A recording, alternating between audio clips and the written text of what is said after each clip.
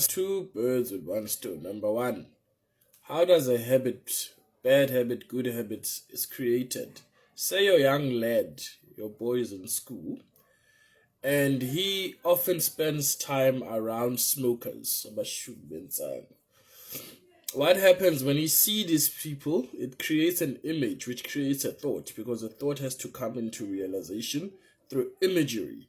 And then he has feelings of wanting to participate in this drug activity, because you can see these people when they've smoked this weed in Tango, they get high. So in his mind, he has taken action that hasn't really yet materialized to be in the outside world.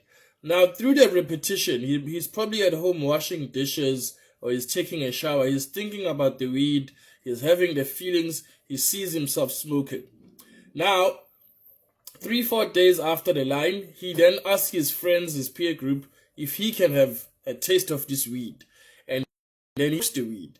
What has happened is that while he was still thinking about the weed and feeling feelings of him smoking the weed and taking action in his mind, that was momentum. Meaning momentum first starts in the mind.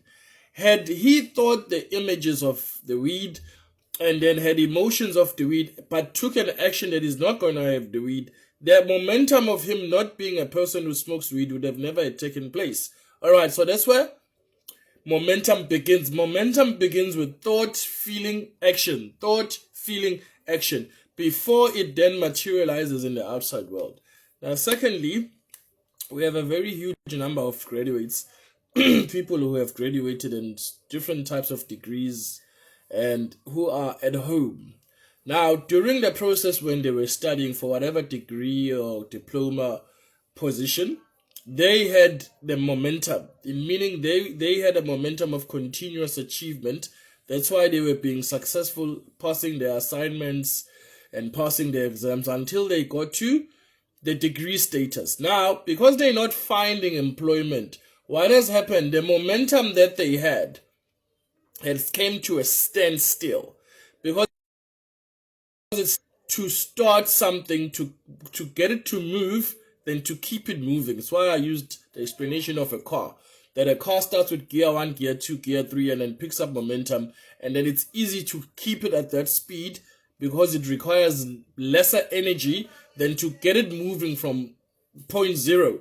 So having your own foamy guide, what happens even if after you are a graduate and you find yourself you don't have employment, because the thoughts are there in your mind of you being employed, of you having money, of you living in that house, and you have those feelings and you are taking action in your mind, it means momentum doesn't stop just because you haven't got employment.